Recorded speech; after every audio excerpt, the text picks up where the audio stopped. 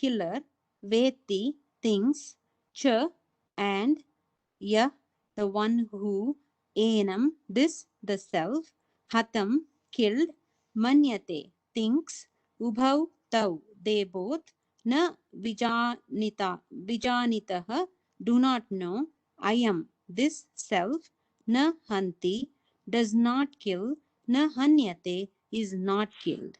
The one who thinks this self to be the killer and the one who thinks of it as the killed both do not know. This self does not kill, nor is it killed. This verse and the next are quoted from the Kathopanishad, put a little differently by Lord Krishna.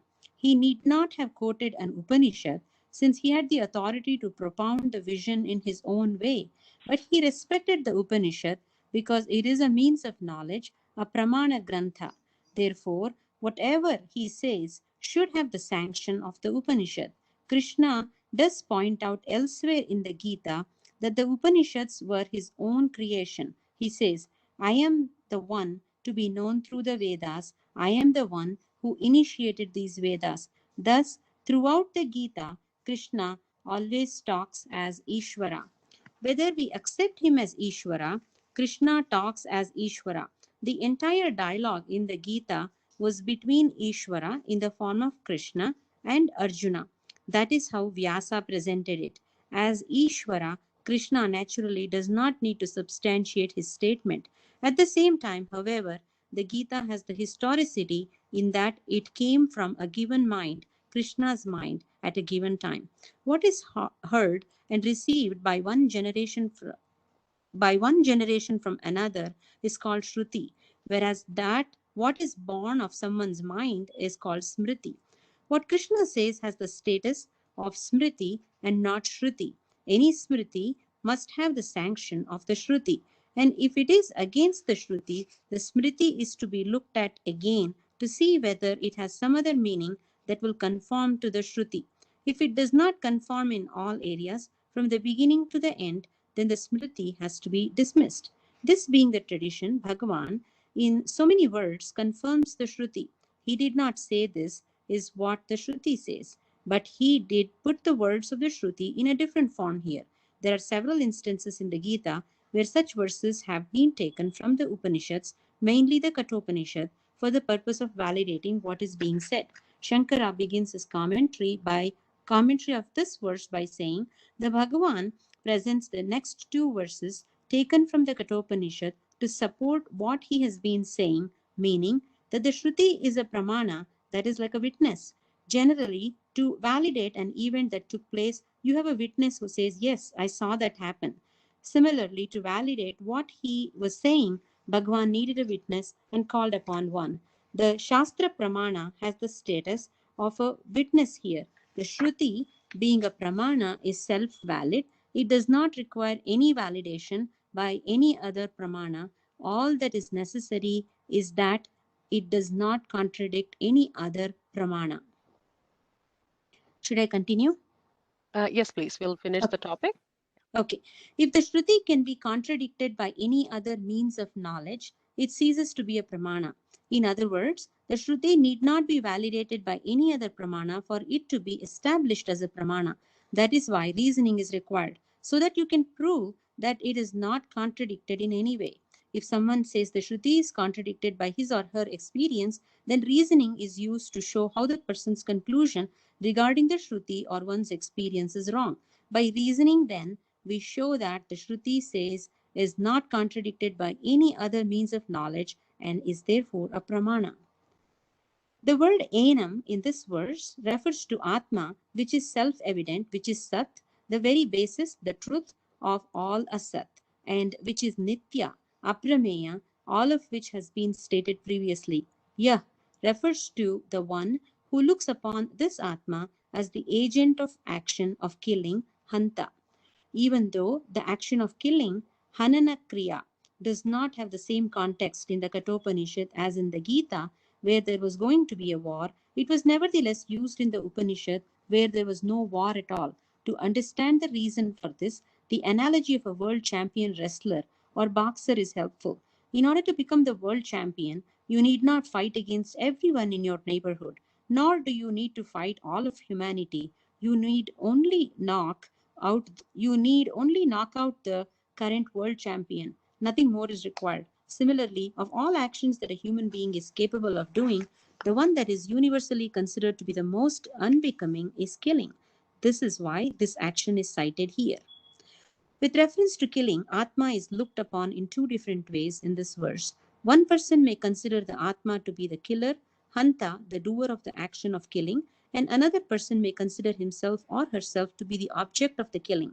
One thinks Atma is the Karta, the doer of the Hananakriya, the act of killing. The other thinks Atma is the Karma, the object of the Hananakriya, meaning that he or she is subject to destruction. The one who looks upon Atma is subject to destruction thinks that Atma can be objectified. Krishna says here that both of them do not know the Atma. Ubhau tauna vijanitaha. Atma does not perform the act of killing, nor is it destroyed by anyone else. It is neither a killer nor the object of anyone's killing. Na ayam hantina hanyate. It means that Atma is neither karta nor karma. If Atma can neither kill nor be killed, again the question must be asked, how can one grieve? No one can harm Atma, nor can Atma harm itself. It is not a karta. Not even Ishvara can destroy the Atma, as Shankara pointed out. In the previous verse, we saw that Kartru Karma, the subject object division, is not possible for Atma, and this statement is validated in the present verse, which is a replica of the Shruti. Atma, therefore, is neither the subject of an action nor the object of an action. The status of doership, kartrutva, is imposed upon the Atma, while Atma itself is akarta. Some insight can be gained here by looking at the meaning of the word sarva karma sannyasa. In fact, there are two types of sannyasa as a lifestyle and sarva karma sannyasa. Karma sannyasa is present in both types of sannyasa. When sannyasa is taken as lifestyle, all obligatory duties, including religious duties, are given up by performing a ritual. This ritual is the last ritual a sannyasi performs, one that absolves him or her from those rituals and duties that are enjoined by the Vedas. This is karma sannyasa, the renunciation of all enjoined karmas. However, this karma sannyasa does not remove the doership, the kartritva in the person. Sarva karma sannyasa is knowing the Atma, that I, aham, as free from action. The knowledge that I perform no action. Aham na kinchit karomi. I am not a doer. Aham na karta. Frees me from all actions. This freedom is called sannyasa here. Awesome. So we'll take a quick pause here and just see the topics that have been covered. So first, obviously, in understanding, I think it was pretty straightforward to understand that this was from Kathopanishads. So recently we've spoken about this, the Shruti and Smriti in the last week's class. So, and we also said the Gita is considered a Smriti, and Shruti being the highest of the Pramanas. Even Krishna himself, the Bhagavan himself, is quoting Vedas to validate the highest of the Pramanas. And if you read the Kathopanishad slokas, there's a minor variation and a word jumbled in a different way, but exactly the same sloka, this one. And the next one is like literally just almost the same, like 99% of it. So for him, it's just, again, showing us the validation and his own respect and reverence for Vedas, being Bhagavan himself. The second part of it, I think what is being said is the one who thinks he's killing and the one who thinks he's being killed, both are wrong. And how is that? And the Vedantic terms to explain this are called abhokta, akarta and abhokta. Karta means somebody who is doing an action, and bhokta is somebody who is enjoying the fruits of such actions. So what we are saying is, or what Bhagavan is trying to say, tell us in the shloka is Atma is both the akarta and abhokta. So it is neither performing any action, nor is it enjoying the fruits of any of the actions that are being performed. So how do we explain this? And there is an example, like there are multiple examples. So we'll just take one analogy to understand this concept. If you take the space concept again, like, we will be talking about the same analogies over and over again. So if we take space, the space around us accommodates everything that is around you, including yourself. And the space around us accommodates the whole, globe. We are all part of it. However, like without that space, we cannot sit here. We cannot, live in a particular location. But that said, the space is not involved in any of our actions. It's just there. And similarly, we can blame electricity, or we can say electricity is what's running the TV, because the electricity, all the electrons and how they pass on we always talked about the static electricity. It always exists, but there are some pieces that we have put together and pass electricity through a certain circuit, and then it starts functioning, it provides energy for a gadget to work. Similarly, Atma only enlivens the body mind sense complex, for the body mind sense complex to do all the actions that we are doing. But Atma itself is not involved in either telling us what to do or what actions to perform. The consciousness, as we have seen in Vishnu Sahasranamam, a beautiful nama called Sakshi, is the witness to the actions, but is not the performer or the enjoyer of the actions, which is a very important concept to understand. So with that, what is the next step that we have to derive is this, what does sannyasa really mean? So chapter 4 is dedicated to this, sarva karma sannyasa and what that really means. And in chapter 3, the first couple slokas, Arjuna asks this question, you're confusing me, you're telling me that, action is the best, jnana will get me to moksha, but you're telling me to do action. And Bhagavan provides obviously amazing answers to those questions. But what we are trying to say, and at that time Bhagavan says, there is no way you can stop performing actions. Actions doesn't mean your dharmic actions. It is not what Vedas have enjoined us to say, okay, these are your rituals that you need to perform. It's not about the Agnihotram. It's not about the Sandhya Vandanam. It is not just those actions.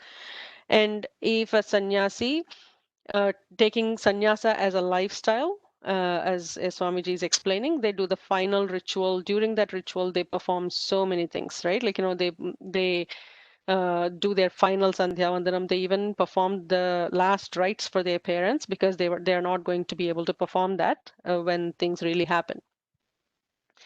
In that last ritual, that is it. After that, they're not, I don't know if I should use the word allowed, but according to the rules, they're not supposed to be lighting any fire, whether it is for Agnihotram or for cooking, because somebody else will give them alms. Nor are they allowed to perform any of the duties, like, they forsake their voting rights. They don't get involved in any of the politics. They are not allowed to go do a job for a living. Nowadays, things have changed a little bit, so we do see some of that shift. But real sannyasi does not own property, does not own bank accounts, does not own a cell phone, and is not in direct communication. And in Swami Dayanandaji's parampara, my guru, Swami Paramarthanandaji, who is also a direct disciple of Swami Dayananda Saraswati, but who we call as Guru Bai. But he is a very revered Swamiji who lives in Chennai, Mylapore. He is one of those absolute real sannyasis who follows the rules to the T. Doesn't own anything. Somebody brings him bhiksha every day, and all he does is study and teach. That's about it. And if we have to contact him, there are contact numbers for his disciples, so we chat with them, and then they provide that information to Swamiji, and then they hold the phone if we want to speak to him, and then he responds through that. He won't even touch the phone. That is a lifestyle sannyasa, but what really needs to happen, whether it is a sannyasa, somebody is in sannyasa ashram or in grihastha ashram, what needs to happen is that living in atmatvam and knowing that the atma is not the karta or the bhokta. What I am doing is not being influenced by the atma, or the results will not influence the atma. I am doing an action because it is my dharma to do, and that's about it. That disconnect between and I think previously we've also spoken about this movie screen analogy, right? The movie is going on. There are multiple movies getting played in lots of kinds of scenarios that are being presented on the screen, but the screen is untouched. Knowing oneself to be the screen and being untouched with the scenarios that are happening, that is the essence of Sarva Karma Sannyasa. So we will be looking at the details of what that is, and there are so many practical steps that Bhagavan provides as we go through the next set of shlokas, and primarily chapter 4 is dedicated to that. Okay, so with that, if there are any other points that anybody wants to discuss, any thoughts before we move to the next topic? Suji, this is Manu. So for Shankaracharya, last time his mother, so he went for his mother's rituals, right? Correct. Yeah. Yeah, he was not allowed to do it, but I think he promised his mother that he would come back, right? Like that was her fear, to what I know about Shankaracharya's biography. That his mother was not accepting of his plan to go to take sannyasa. And her fear was that he is the only son, has to come and do her last rites. So he promises that before he leaves home, and he fulfills that promise for her. And for that, he's been shunned by other people because he shouldn't have done that, but he does it either way.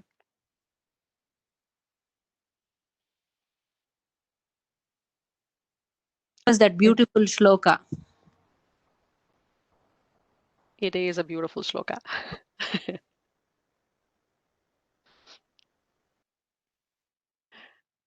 Any other thoughts? Did you want to share anything about that that biographical story, Manuji? I'm also just remembering the last sloka which he sung for her mother. Even the Shiva and Vishnu itself is appeared in front of the mother. That is a wonderful experience. Yes. Thanks. Yeah. Fantastic. Who would like to read the next topic?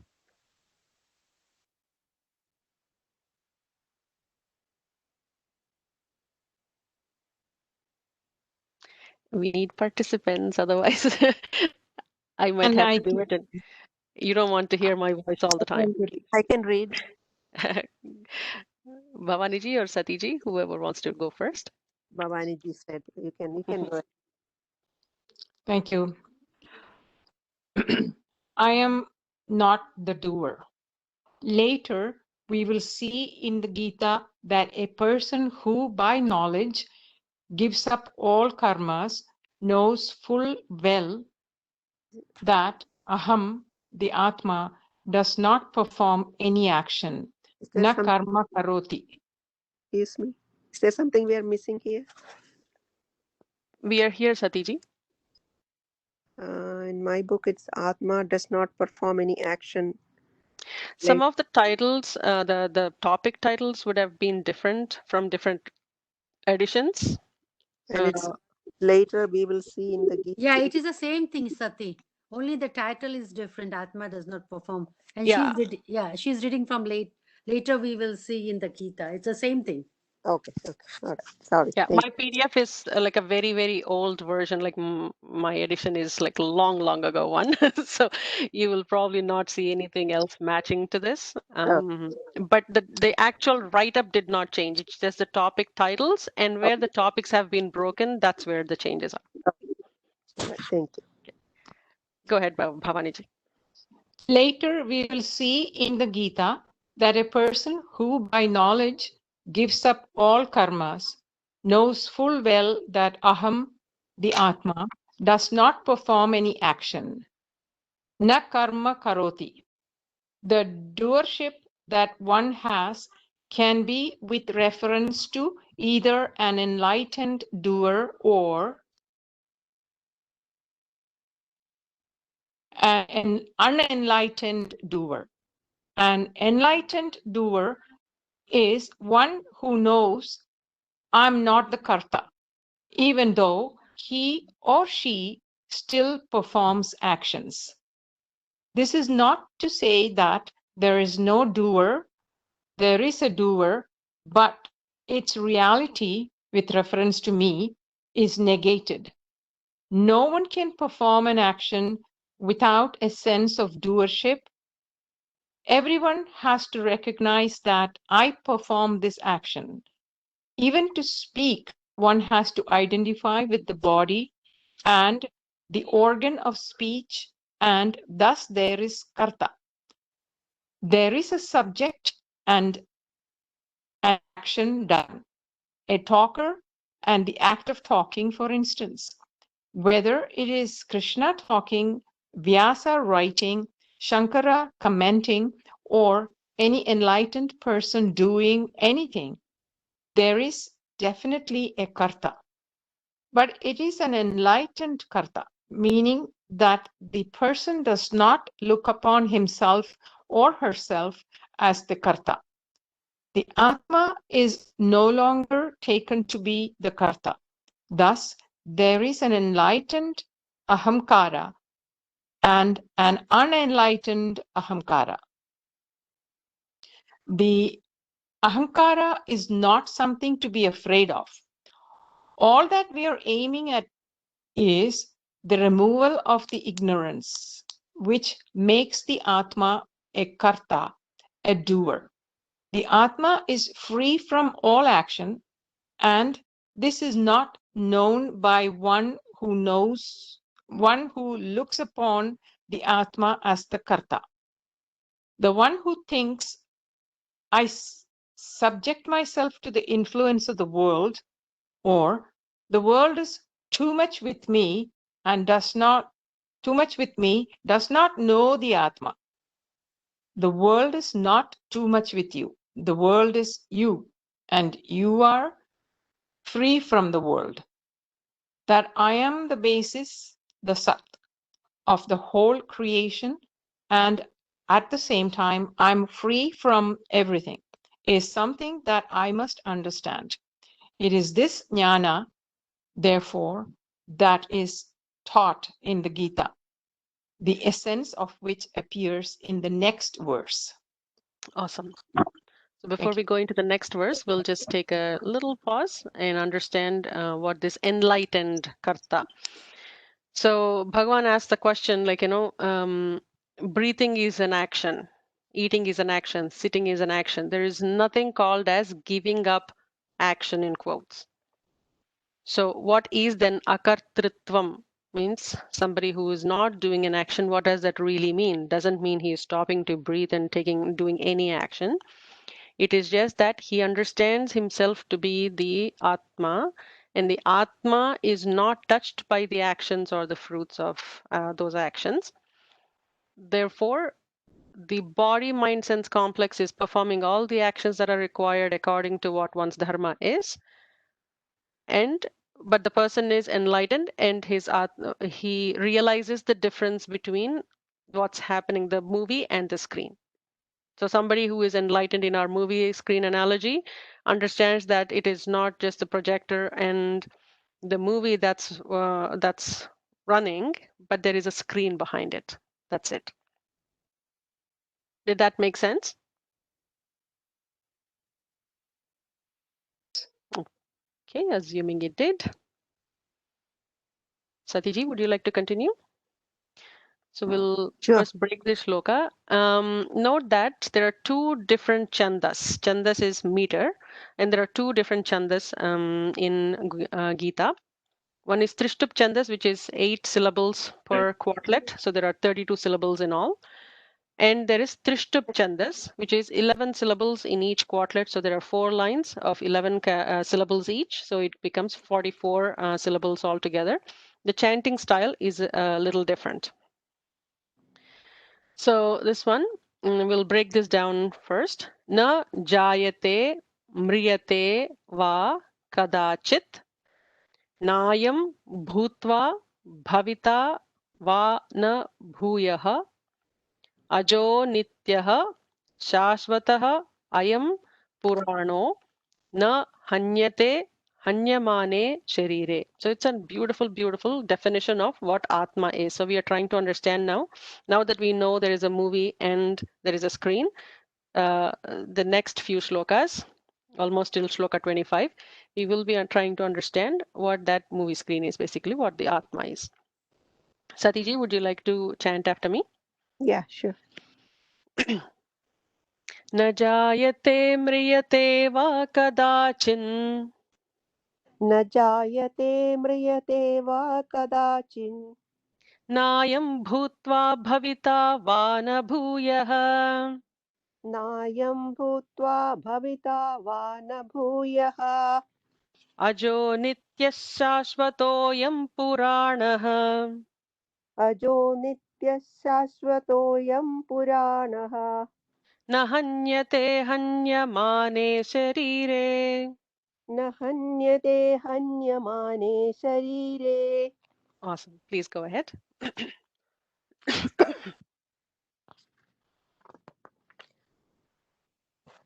I am this. Kadachit, ever. Na jayate is not born. Va or. Na mriyate does not die. Va or. Bhutva having been. Na abhavita does not cease to be. Bhuyaha again. Ajaha unborn. Nityaha eternal.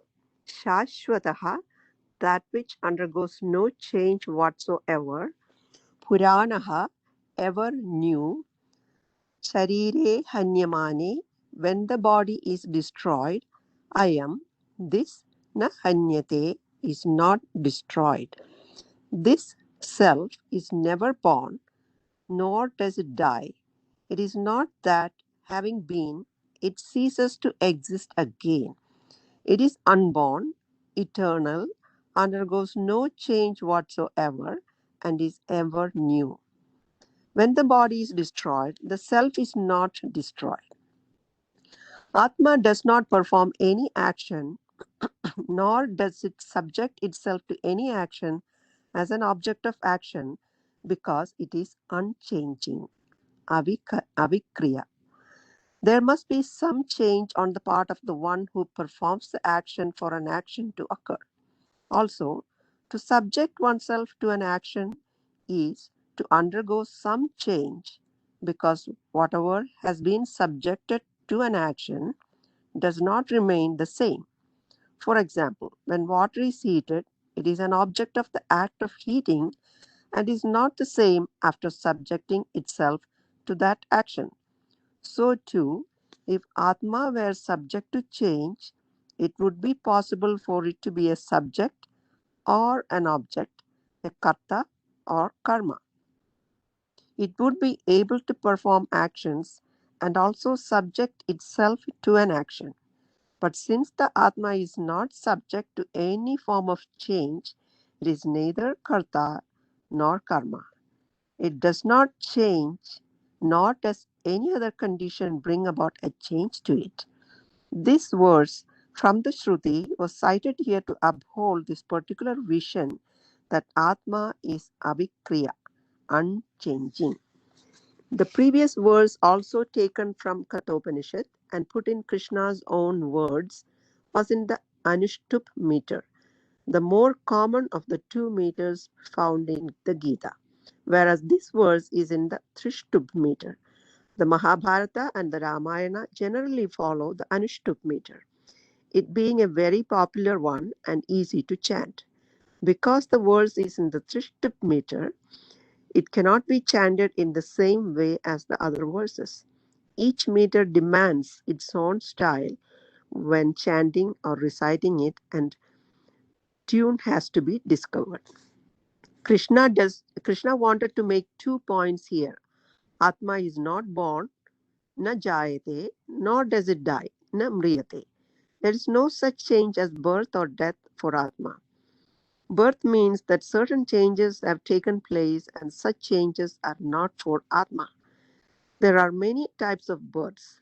For instance, previously something was not, and then afterwards it came into being, like a pot. Or previously something was in one form, and now it is another, like a seed. Having been in a seed form is now in a plant form. There has been a sprouting, and something new is born, but only the form has changed. So, for the Atma, there are no such births. There is no birth from abhava to bhava, non existence to existence.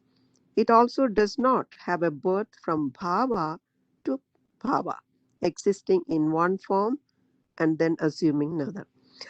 Atma undergoes no change at all, meaning that it neither dies nor is born.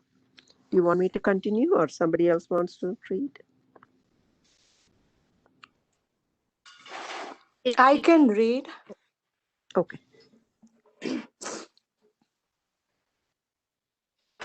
These are two basic types of vikriyas, changes. One is the change of being born, and the other is the change that spells death. Neither of these vikriyas are there for Atma at any time. Na jayate na mrityate va kadase. It means that then Atma being existent now does not become extant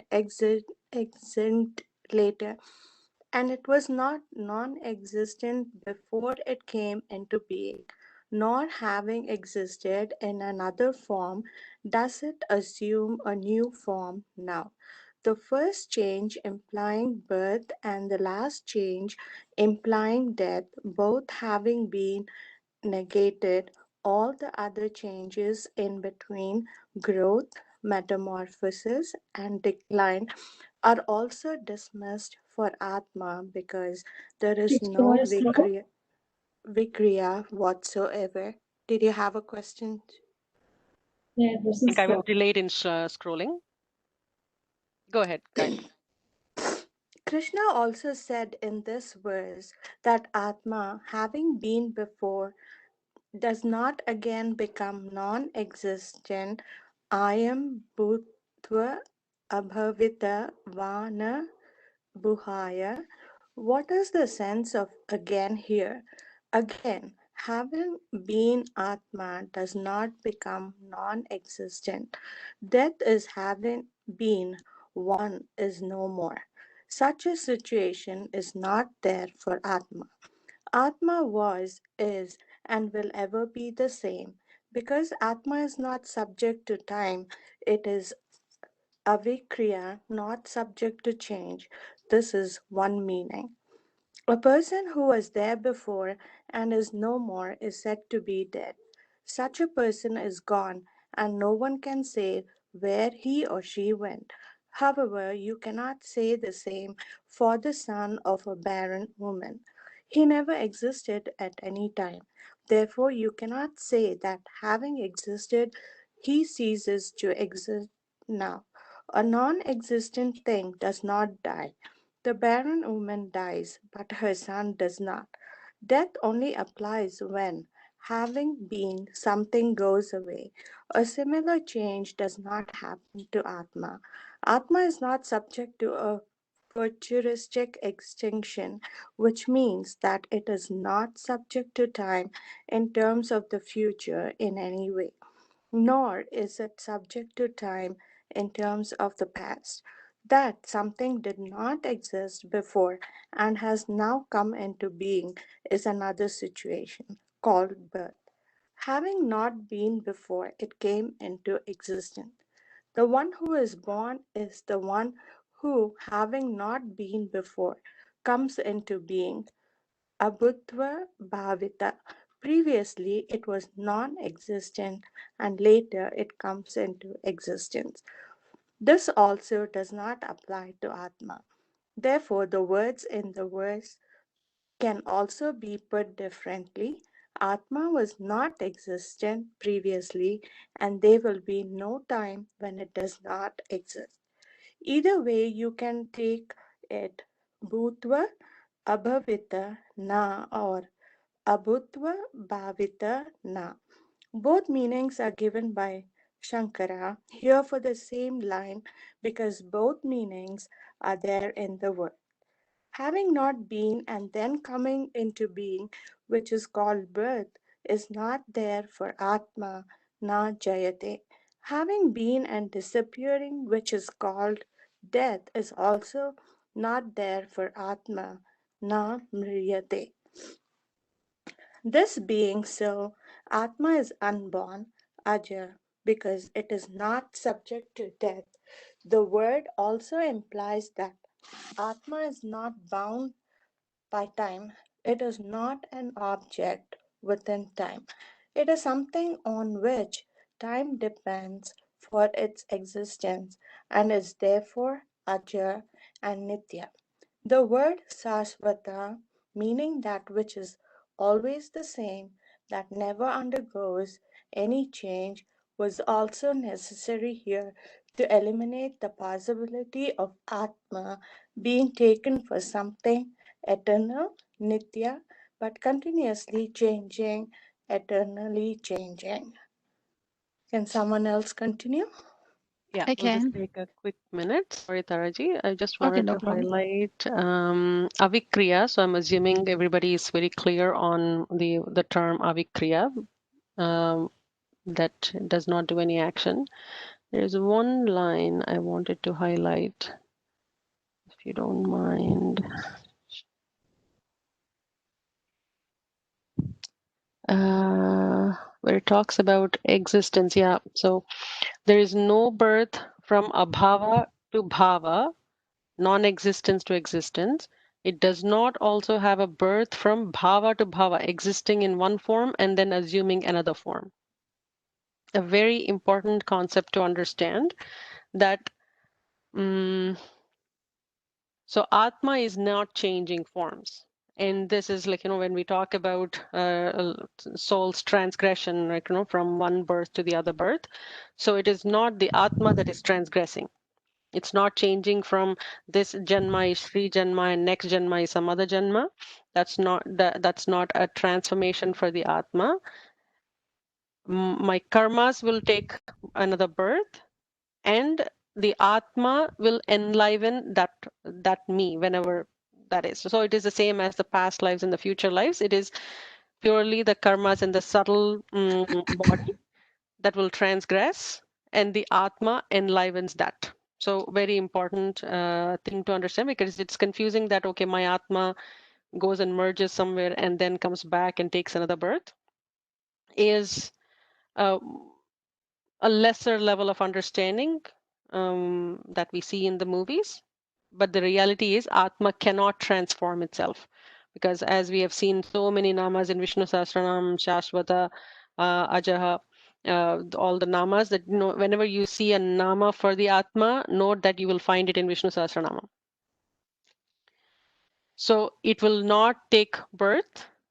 From non-existence to existence will not happen. And within the existence, it will also not change forms. What will happen during the creation of the world, the Srishti, Sthiti, Laya, of those are just pure manifestation and unmanifestation, and not existence and non-existence, just terminology difference. Okay, we'll move to the next topic. Sorry, I think I just went 2 pages. Go ahead, Taraji, from here. Nor does Atma grow old. Therefore, the changes that the physical body is subject to between birth and death, growth, metamorphosis, and decline are also not there for Atma. Sorry, I'll scroll down. Another word describing the Atma in this verse, Purana, generally means ancient, but here it refers to that which is ever fresh. Even though Atma was fresh earlier, it is still fresh, always fresh. Atma is timeless and is the very content of the meaning of the word new, Nava. It was Nava then and it is Nava now. It is new now and previously it was also new. It is always new. It does not grow old. There is no aging, vriddhi, no decline, apakshya for the Atma. In other words, even when the Sharira, the body, is destroyed, the Atma is not destroyed. Hanyamane Sharire na hanyate. It's always the same.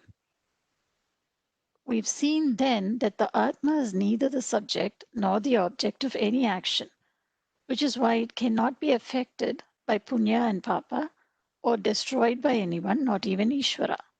If it were the subject of an action, it would necessarily undergo a change in order to perform the action. A new action cannot emanate in any other way.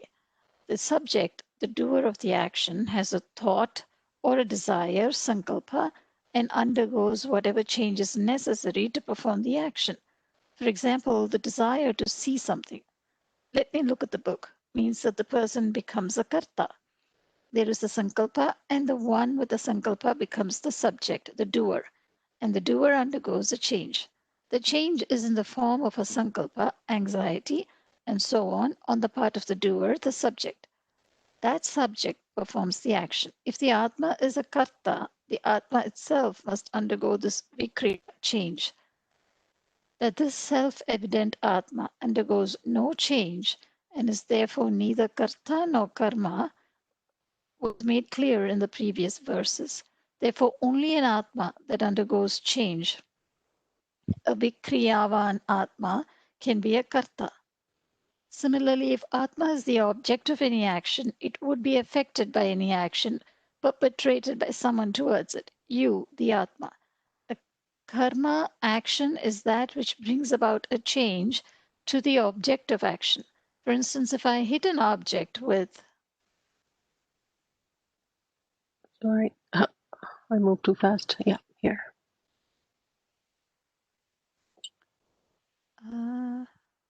The second line. For instance, if I hit an object with a hammer, that object, the recipient of that action, must undergo some kind of change, and that change is the result of that particular karma hitting. Similarly, if Atma is the object of any kind of action, it must also undergo a change. Therefore, we would have a Vikriyavan Atma, an Atma that is subject to change, but Atma is a Vikriya. Seems to be there's a lot of words just to explain that one concept, right? I know, because it's Over and always the over and over and over. the confusion is always that, it's easy to understand, but it is difficult to live. Huh. The concept is pretty straightforward. If I say, know. I feel right? like you just say it in 2 lines and move on, but he just goes on and on and on and on. Somehow I feel that way. Yeah. And for example, if I say Atma as, I am here and Atma is an object that I'm describing, it's very easy for me to say, yeah, this particular Atma that is in front of me is Akarta. And it is Abhokta, it is Shashvata, it is not undergoing any change, it is Avikriya. I can put all of those words. But when it comes to applying that I am that Atman, I am the Akarta, I am the Abhokta, I am the Shashvata, then everything falls flat. It is not easy to say, I am an Akarta.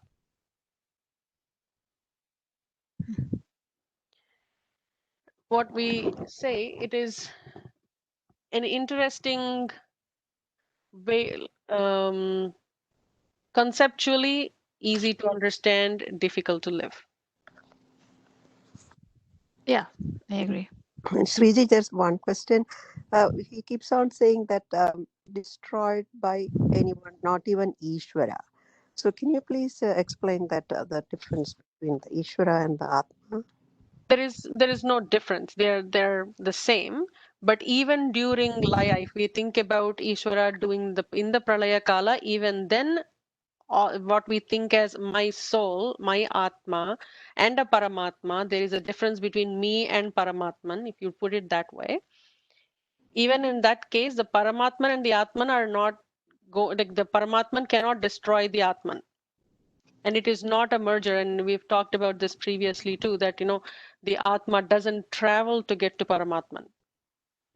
And even within our own philosophies, there's a lot of confusion. So when Swamiji's, they teach, think about the number of people that may be in their mix of students. So they're trying to teach from Christianity, from so many different places that people flock to listen to their topics, right? Like their from pravachans.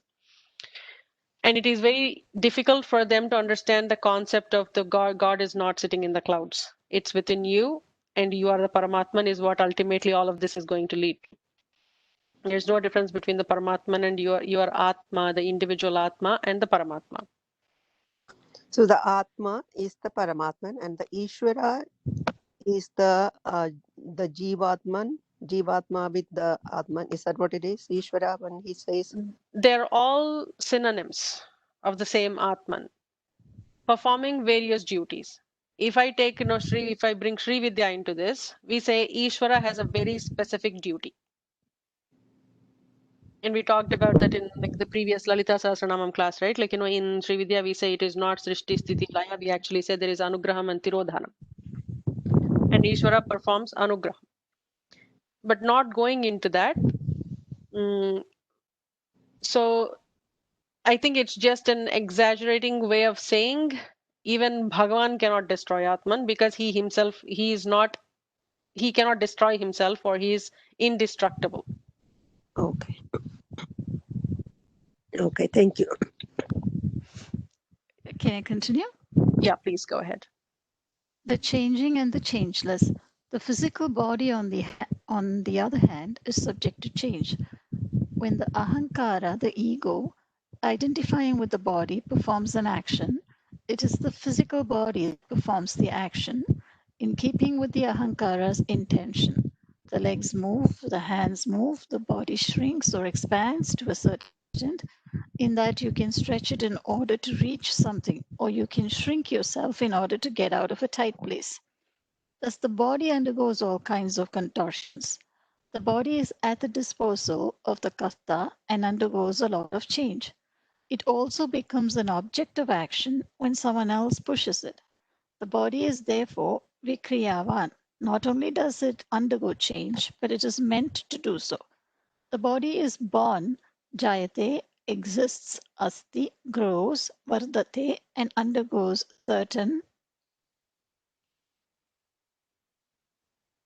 modifications, viparinamate, declines, apakshiyate, and dies, vinashyati, because it is vikraman, that which is subject to change. Due to lack of understanding, this physical body and the Atma are taken together. Atma is taken to have a physical body as an intrinsic attribute. Therefore, I become as good as the physical body.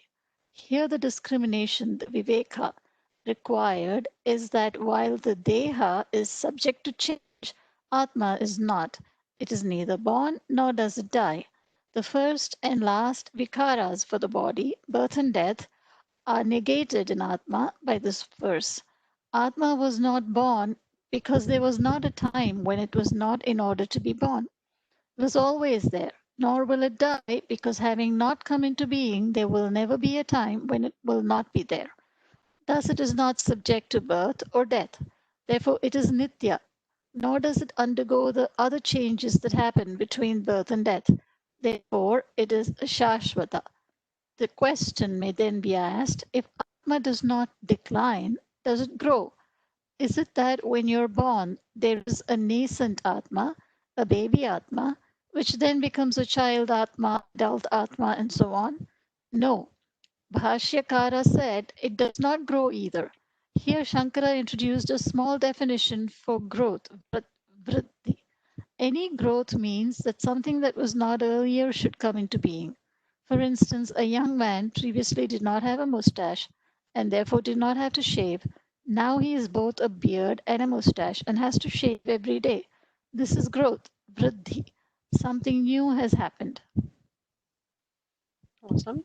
So these terms are used very often in explaining Atman. Sorry, I scrolled so fast. Oh, I did it again.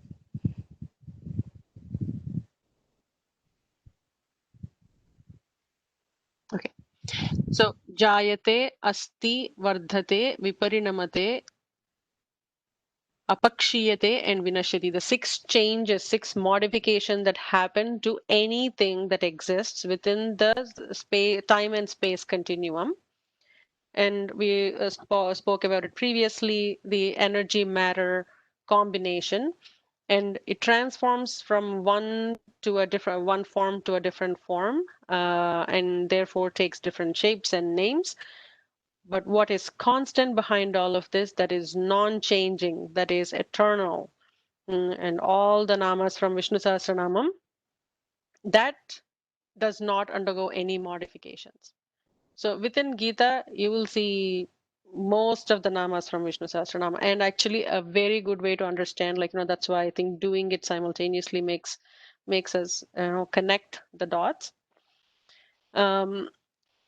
And there was one more thing I wanted to mention, Vriddhi. So we will talk about this when we get to Manisha Shringa. I'm just going to ignore this analogy. It's pretty straightforward, so I'm not going to speak to it. But it is understanding the difference between the Atman, the me, and that is encroached within this body, mind, sense complex. And what I see myself as is not the body, mind, sense complex. So, therefore, giving in to any of the sensual pleasures, something like eating for pleasure, now dies away because I understand that the Atman doesn't want all of that. It is the sense organs that are requesting it, and I've been giving in to them. Now, just that there is a shift in our mindset, and seeing from what perspective were we living before and what perspective it changes to after understanding who we really are. We were superimposing our body, mind, sense complex to be us, as me, and now that shift needs to happen. Okay, any thoughts? We have 4 minutes. I don't know if we want to take up a new topic, or are there any thoughts that anybody wants to share? Srijit, I'm sorry to interrupt, but can you say one more time the 6 modifications that happens in the time-space continuum? Yeah, it is the birth, the existence, asti jayate, vardhate, growth, viparinamate, which is modifications that happen, change from one form to the other form, apakshiyate, which is declining, and then vinashyati, that dies down. So if you take an atom or a molecule to a planet, to any astronomical body, to within our body, cells and everything goes through these 6 modifications. The constant, the foundation, the substratum behind all of this that doesn't change is the Atman. So I have one question. So can we say that the Atma of you is different than Atma of me? If there is no change, that means every Atma is the same. Exactly. Am It is I exactly the wrong? same. Oh, okay. Okay. So it's a Yeah, consciousness which pervades everything. exactly. Okay. Makes So sense. yeah, if it is the Param Atman, and it is everywhere and anywhere, then it cannot be limited to my body and cannot be in your body. Yeah, that's right. So your Atma is the same as my Atma is the same as anybody else's Atma. And Correct. including God, including Ishvara. Exactly. Exactly. Consciousness is nothing but awareness. Awareness that I exist. Mhm. Awareness that I have all of these things around me. Awareness that I am asleep. Awareness that I am awake. That awareness is common to all of us. All of us. Yes. Yeah. Thank you. So, Guruji, Comment. if if the Atma is common to everybody, what builds a character? What makes us different? It is the mind, like, right? Like the chitta, the four ahankara, so antakarana, mano, buddhi, ahankara, chitta. Those are the ones that we are actually building based on this, what our essential pleasures are, what we have accumulated as our vrittis is, another term that we use. Based on the experiences we have gathered, we are giving it. We are Patanjali Yoga Sutras. Patanjali says these are colorings, is what he calls it. And to give you another analogy from Swaminathan Mama's presentation, he says, think about Atma to be a spatikam, quartz, and you put a red flower beside it. The quartz takes red color doesn't mean the quartz is red. And we have previously seen one more example or one more analogy as well, where we have a pot inverted onto a deepam, and the pot has multiple holes. Imagine each of those holes to be different individuals. One hole is covered by a red glass, and another hole is covered by a blue glass, and another hole is covered by a transparent glass. Where if you see through the red glass, which is one person's colorings based on his vrittis and his karmas and what his actions are, you will see the deepam to be a red deepam. Whereas if you see through the blue glass, it shows as blue deepam. Doesn't mean the Atma got changed. The deepam is not changing color. It is just the view of the deepam through how we reflect the Atman based on our karmas and our actions. Did that make sense, Bhaskarji? Yeah, thank you. Shriji, would that translate to maybe a combination of the Sanchita and the Prarabdha plus ongoing Agama, everything what makes us different people while Atma is the same? Exactly. Our actions and exactly all those 4 types of karmas. What we bring with us into this janma from the previous lives as the Sanchita karma, the Prarabdha what's actually taking place today, and Agami karma what's going to happen in the future based on the Sanchita and what is my current action with the Prarabdha karma that's going to unfold. And think about it this way, like, every human being reacts to a scenario, the same scenario in a very different way. Some react with anger, some others react with passiveness and just, crawl back into my shell. I don't want to deal with it. And some others face it, but with less emotion and more of intelligence. Some analyze the situation and take an action at a later time. So if there are 7 billion people on earth, there are 7 billion ways to deal with for the same situation that get presented to them. How we react to it causes those colorings or vrittis in our mind. And based on those vrittis, how the Atman reflects from that person is different. But the awareness, the consciousness is exactly the same. And that all depends upon our vasanas, right? Yeah, exactly. All different terms explaining the same thing. Vasanas basically are actions that I've taken. I have some experiences from it, and those experiences create the vasanas in my mind. So next time if I see a Karela, I'm like, okay, that's bitter taste. I might not want to take it today. Not, I love Karelas, just FYI. It just came to mind for some reason. But those are my experiences and what my memory chittam is telling me to do based on a previous experience.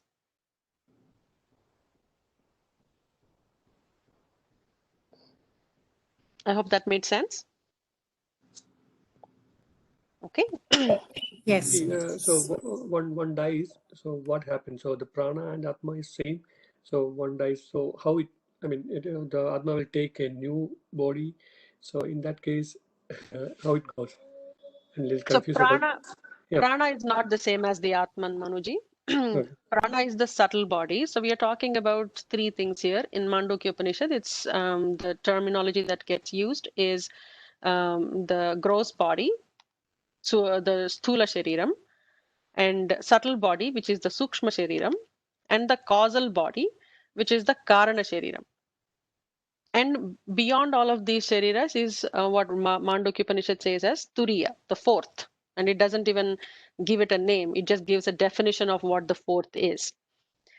Prana is in the subtle body. The nadis, the pranavayus, and what the life force that is making us live, that is the energy that is the prana in the body, that is the subtle part of the body. What we are talking about that is constant everywhere is the turiya, the fourth. I hope that made sense. Yes, I got it.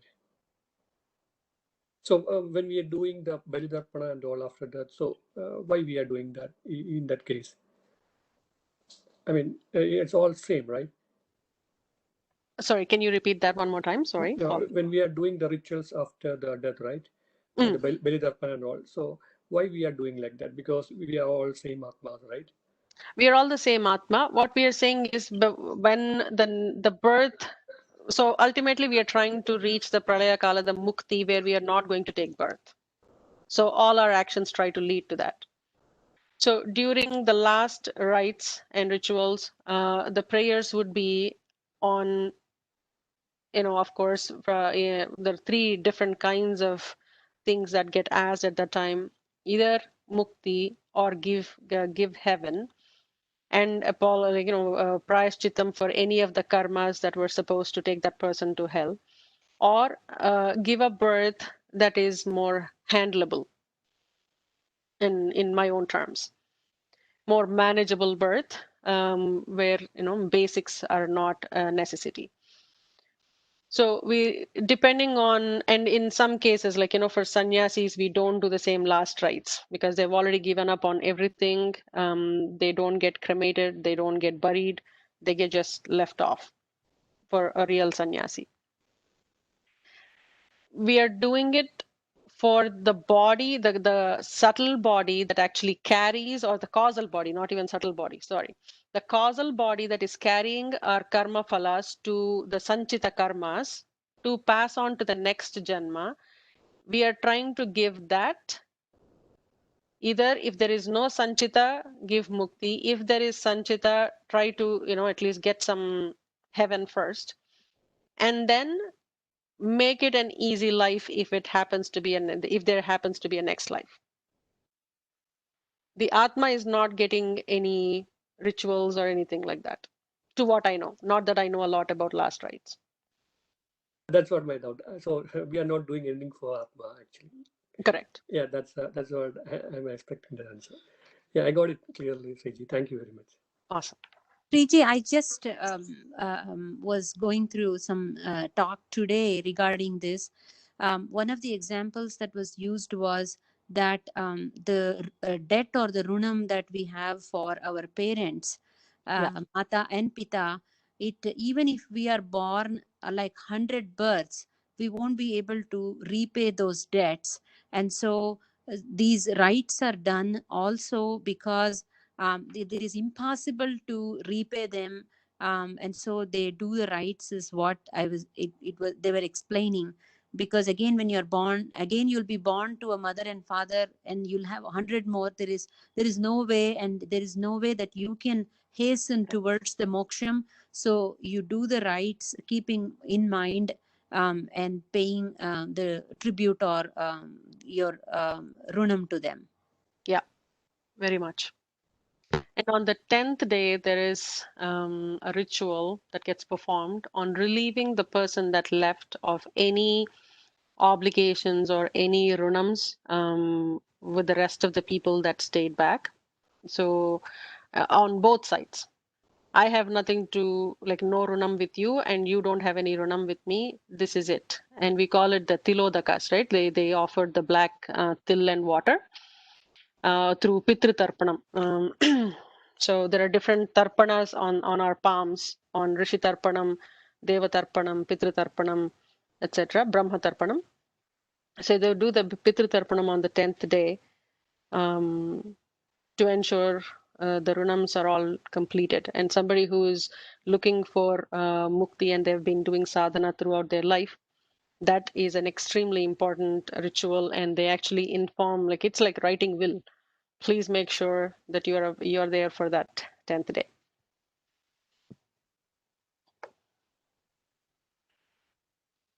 Okay, with that thought, we'll conclude. And by the way, that actually is relevant information from September 1st to the 14th, according to at least to the lunar calendar, starting with Amavasya, which is what I follow. It's called the Mahalaya Pakshas, the Pitru Tarpana days. So for all the ancestors and ancestors that, anybody's ancestors to some degree, but for all the ancestors of one's lineage, they get the tarpanams. Shrad. We call it Shrad. Shrad is like the annual ceremony that we do. Oh, okay. Yeah, and that is for parents. Pitru Tarpanams is doing tarpanams or remembering, not offering food. Shraddha also includes offering food, right? Food, yeah, yeah. Yeah, tarpanam is just, we do till, like the black till and water. Essentially just remembering them and offering obeisances to all the previous ancestors that have passed. And that there is no limitation on how far you're going. So if I'm born in a particular gotra, it goes all the way till the origin of my gotra. Okay, with that thought, we'll conclude with a Shanti mantra. Om Purnamadah Purnamidam Purnat Purnamudachyate Purnasya Purnamadaya Purnamevavasishyate. Om Shanti Shanti Shanti. Harihi Om Sri Gurubhyo Namaha. Harihi Om. Loka samasta sukhino bhavantu. Sarvam Srimannarayana Charanara Vindarpanamastu. Thank you so much for your time. We'll catch up. Thank you. Thank you so Thank much, you, Mr. Srijit. Thank you. Thank you, Yeah. Guruji. Thank you, Thank you. Srijit. Thank you. Thank you. Bye bye.